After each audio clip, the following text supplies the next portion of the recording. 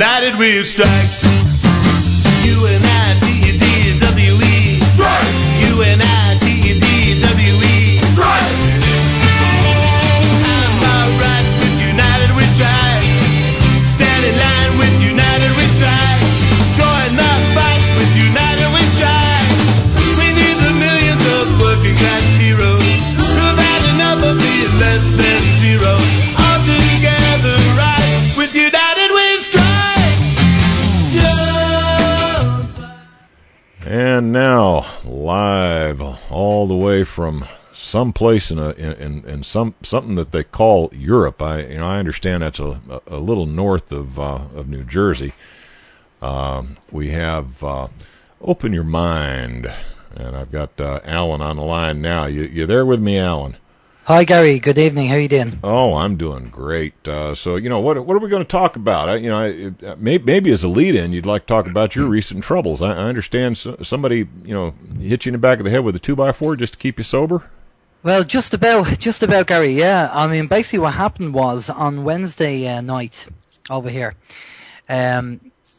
somebody obviously came along and decided that they didn't like what I was saying.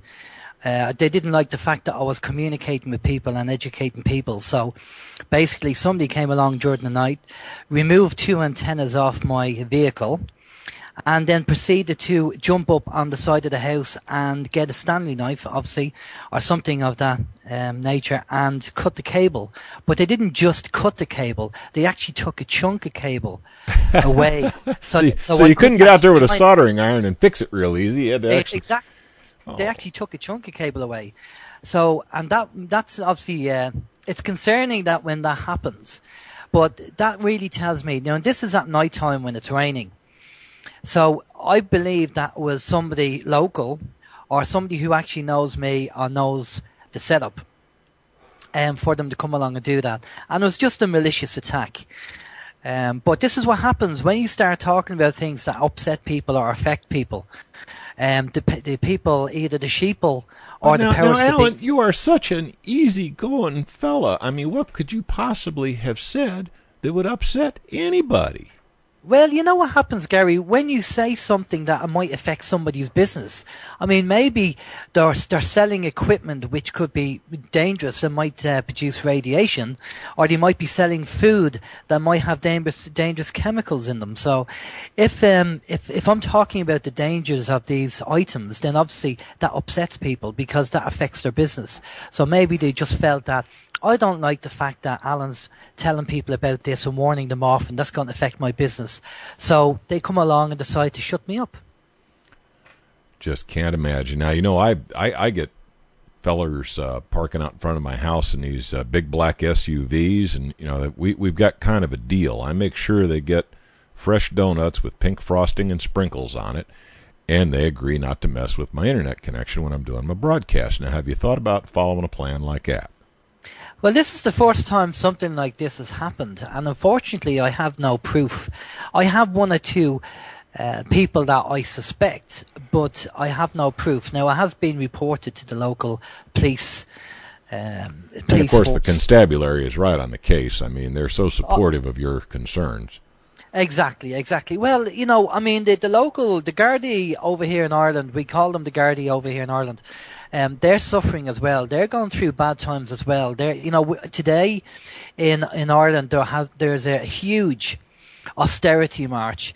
We had some people coming over from the Troika, I believe, in Europe to visit Ireland, because the Troika want to show Ireland as a country that has taken the austerity very well, and they want to go and promote this all around Europe and say, look at Ireland, look at the people of Ireland, look how well they're taking the austerity. That's what you should be doing. So the people of Ireland have decided enough is enough, and there was a massive austerity march in Dublin today, and they went and marched to the local government buildings to actually protest and to let these European people know, these Troika people, that no, we are not accepting the austerity, we're not happy, because there's a lot of people hurting over here big time, and I'm sure it's the same globally, all around America, all around Europe. I mean, if you look at, I normally watch Russia Today, because Russia Today is pretty good when it comes to information, and the amount of protests globally that are taking place that are not being reported on the mainstream media, the junk media, as I kind of refer to them, is it's unbelievable.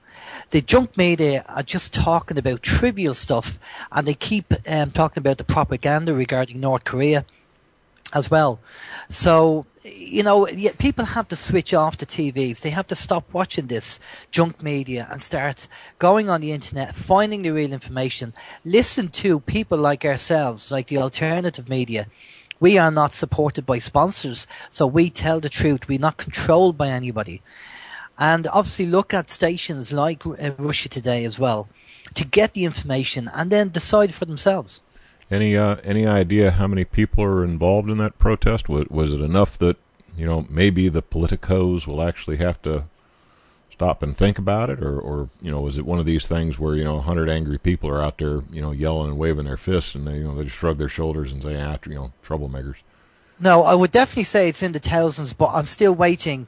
I'm actually not in my home at the moment, so I haven't had any contact with my email system at the moment to see what's going on, and obviously on Facebook, because video, there's going to be video footage of what went down in Dublin today, and I'm sure if people go onto YouTube and start Googling Dublin austerity march, you'll actually see video footage up there, if not today, tomorrow. And I'd say it's going to be in the thousands, Gary. We had a couple of pretty big protests here. I mean, we had a march on Washington against Obamacare.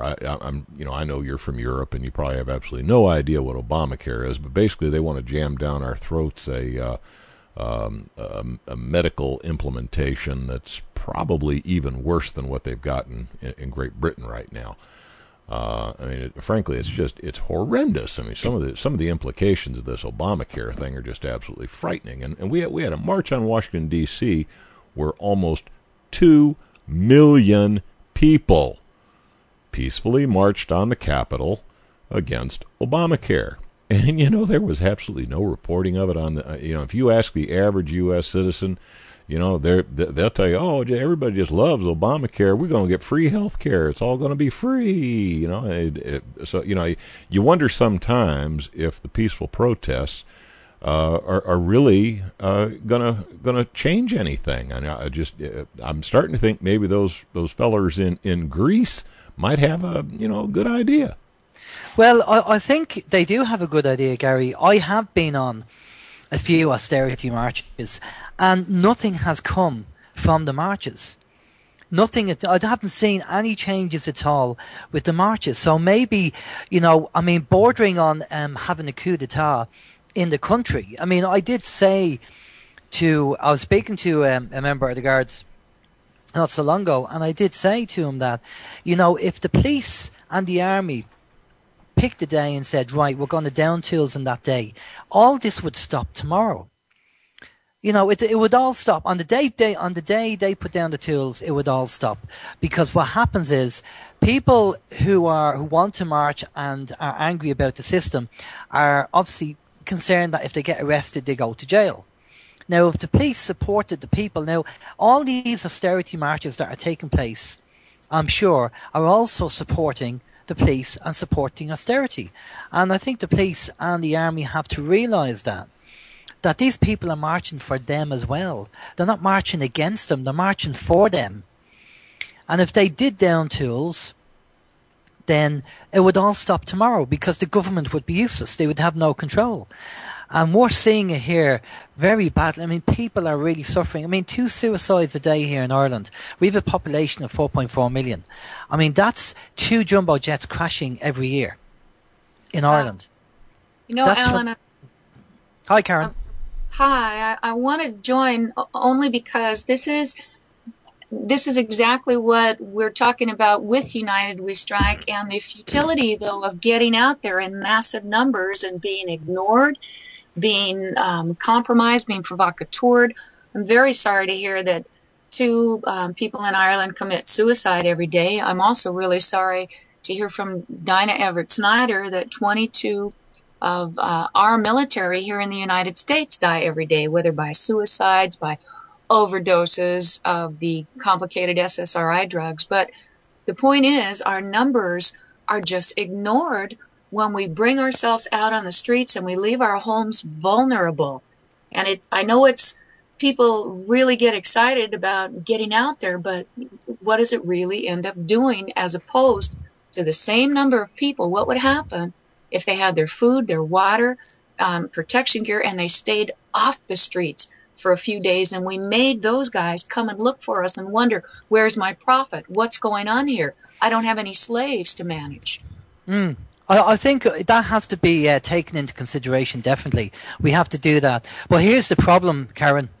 Unfortunately, I was speaking to a lady the other day, and we have chain stores, like you have Walmart. We have two very cheap shops over here. There's a board in the background, by the way. And one shop is called Aldi, and another shop is called Lidl. And they're very, very cheap shops for food. And I was speaking to a lady the other day, and she said to me, I know the food is terrible, but she said, that's all I can afford. And unfortunately, with the local shops, I know people say support your local shops, but a lot of the time, the prices are more expensive. And that's where, the system falls down.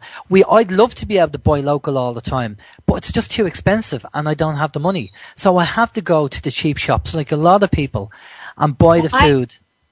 I get that very much, Alan. We have to get the best deals where we can because right now we're so squeezed. But when you do go to those shops, the whole thing about staying off the streets at the same time is to prepare yourself so that, okay, and the reason for the 15th too is here's the day. Now, let's try it a different way. Let's see what happens. If we stay home and we've already got our food, and when we do shop, we go to the local ones that we can afford, even if we show up there to have a meeting, just to make sure that we're in an open shop, letting them know we're around, but we're not going to go into their shops. What we're doing is working on our homes, our gardens, taking ourselves completely out of their system and making their profit drop through the floor. Yeah, definitely. I totally agree with that. I think it's a good idea. And even if you're not, even if you buy one thing in the local shop to support them, because if we don't support the local shops, then they're going to go, and we only can rely on the corporate companies, these corporate Walmarts and the like that. And I think it's going to be a sad day when that happens, that we don't have a local shop and we have to go to these corporates, because then they can roll out anything in their, food supply, and we'll be forced to buy the food, and each corporate company will be doing the same thing. So we can't even go to a different shop because they'll probably be rolling out the same product anyway. Where a local shop might deal with local growers or organic growers of food, vegetables, and the like, eggs and milk and cheese and stuff like that. So we have to support, even in a small way.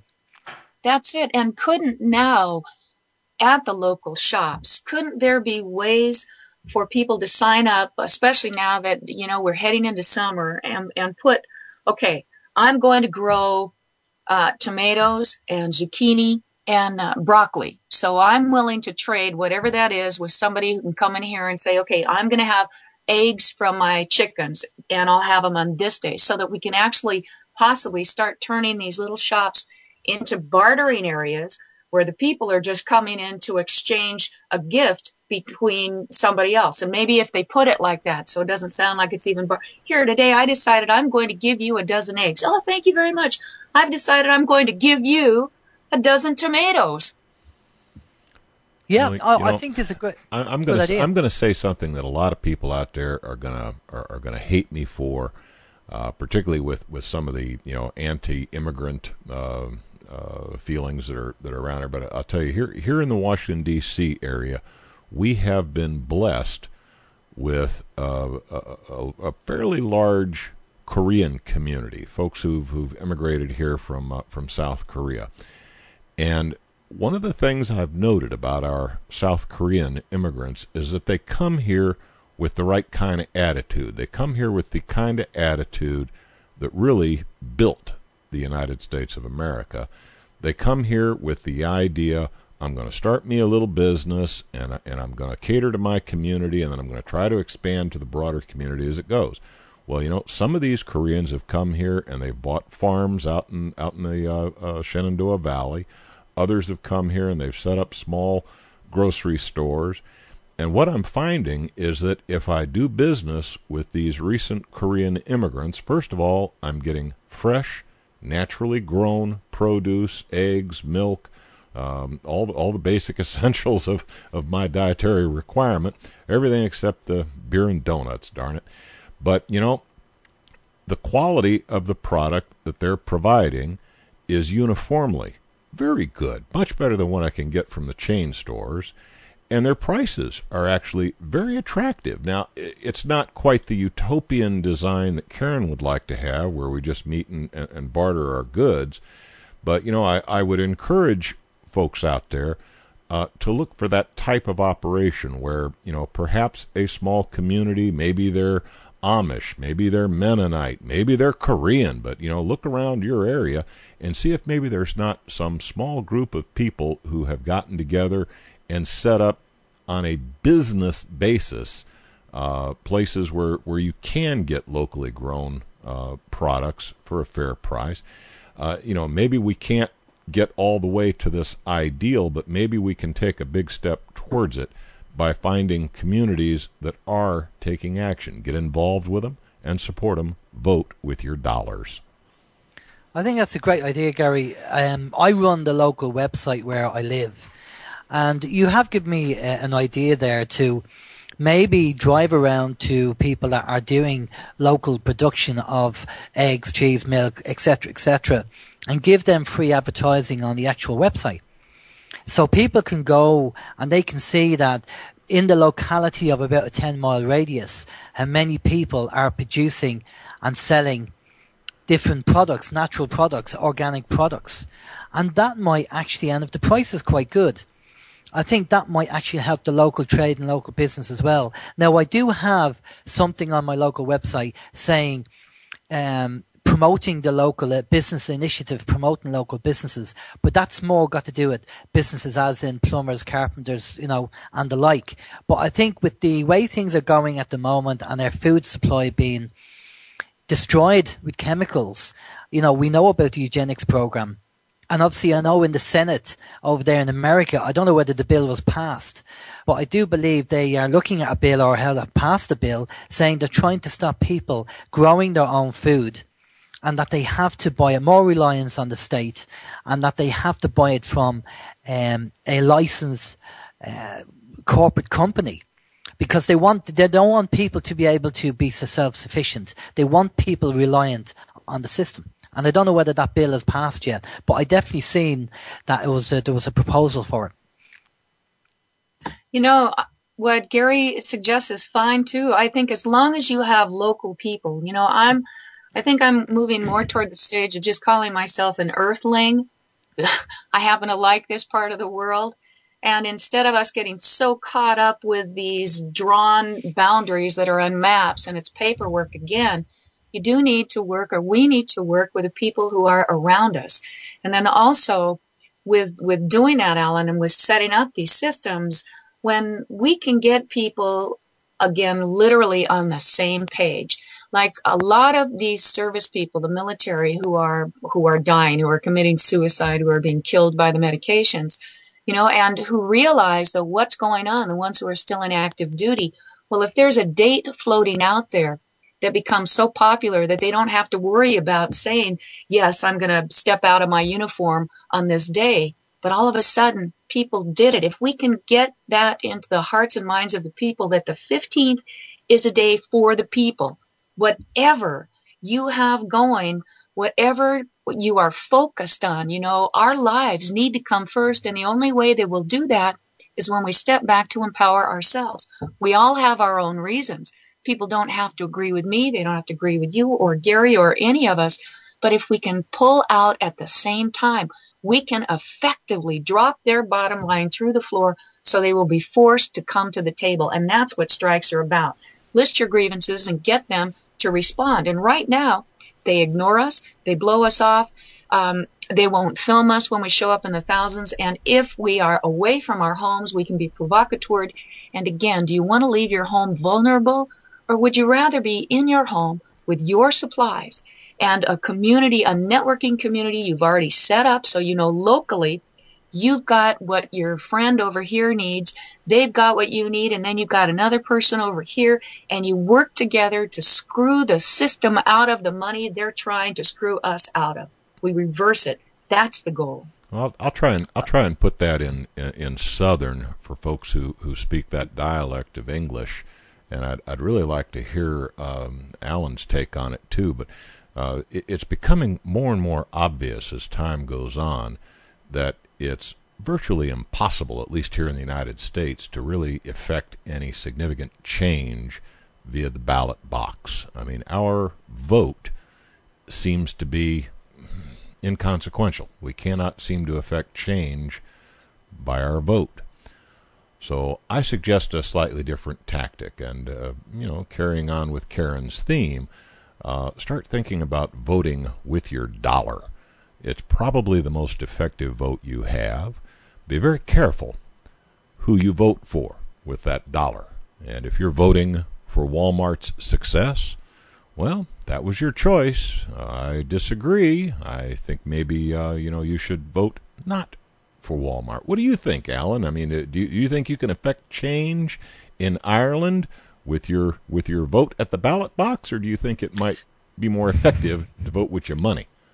No, you can't affect change in the ballot box. The problem over here in Ireland, probably like in a lot of countries, is you vote for either Tweedledum or Tweedledee. And that's basically it. It doesn't matter what party gets in. They're still using the old process. See, turkeys will not vote for Christmas, okay? So these politicians in power at the moment, and the people around them in the shadows, will not vote for a system that will affect them. They will not do that. But what's happened over here in Ireland, and I urge everybody to check this out, is we have a new party, but they like to be called a service to the people called Direct Democracy. And the party leader is a chap called Ben Gilroy. Ben has been on our show a number of times on OYM radio. And Ben is not a politician, he's an electrician. And he is doing fantastic work with Direct Democracy. We had direct democracy in our constitution in 1922, but it was taken out. So, and what direct democracy is power to the people. The people have the power to call a referendum and vote on whatever issue needs to be voted on. So when it came to the bank guarantee in 2008, if we had direct democracy, basically what would happen is our Taoiseach or our president, our prime minister, would have said to Germany, no, we're not going to bail out the banks because the people have the power of direct democracy and they're going to vote no. And now Switzerland have direct democracy and they're one of the wealthiest and also the best services in the world. You know, they have the best countries for services. And I think 62 or 63% of the GDP of taxes go on them, and they have brilliant services. Sorry, I correct that. I think it's 34% of the GDP of taxes goes on their services, and they have the best services in the world. In Ireland, we have something like 62, 63% of our taxes going on our services, and we have one of the worst services in the world. So we want Direct Democracy is a new party. They just started here just before Christmas, and we had a local by-election, and they have already beaten one of the main parties in the local by-election. And people are just fed up. And everybody's saying, we're going to vote Direct Democracy. And they're trying to, the mainstream media are trying to pull apart Direct Democracy. They're trying to put them down. They're trying to say they're tied into the Freeman movement and they're this and they're that, at the left, at the right. And Ben is really coping very well, and the party's coping very well. And they're getting loads of support. So for anybody listening to this, any Irish people or American people who are interested, go to YouTube and type Ben Gilroy, Direct Democracy Ireland. And Ben has been going around the country helping people, stopping evictions, trying to stop evictions. And that's what he was doing before he got involved in the party. Well, so Alan, Karen, I hate to butt in at this point, but we've got about 2 minutes left, and I do want to make sure you get that opportunity to do a little bit of blatant self-promotion. Alan, please do mention your website for folks so that they've got where they need to go to find out more about what you're doing, and I'll ask Karen to do the same. No problem, Gary. Very quickly. You have to get away from mainstream parties, mainstream politics, and get your own direct democracy party for America. Start a direct democracy party for power to the people. You can find out about OYMradio.com. We're on every Sunday, 7 to 9 GMT in Ireland. Tune in. We have a chat facility. We have a phone in. And we'd be, if you have any questions or want us to get guests on, let us know. We'd be happy to do that. And Karen?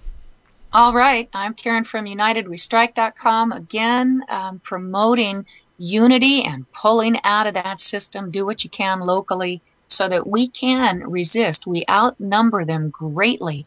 And when we finally get the simple concepts of I own myself, you own yourself, we can work together without harming each other in order to create a better freedom for all of us. None of us needs to be subservient. None of us needs to live in poverty. None of us needs to watch while those people who are corrupt, playing games and murdering are the ones walking away with all the profit while destroying our planet. The time to act, folks, is now. Prepare yourself for an uncertain future. Work with your neighbors and honor your own integrity, your own self. You have a life, and it's worth more than their lives. Thank you for tuning in today to United We Strike and the Marathon. Much more coming up after this with Jesse Beltran and Lars Drudgard. Find out about the hidden covert technology being used against you. You could be implanted right now. Stay tuned for more. Thank you, Gary, for producing. Oh, it's my pleasure. That was you stole my lead out, so I guess I'll just take us right into a little bit more piano, guys, and we're out of here.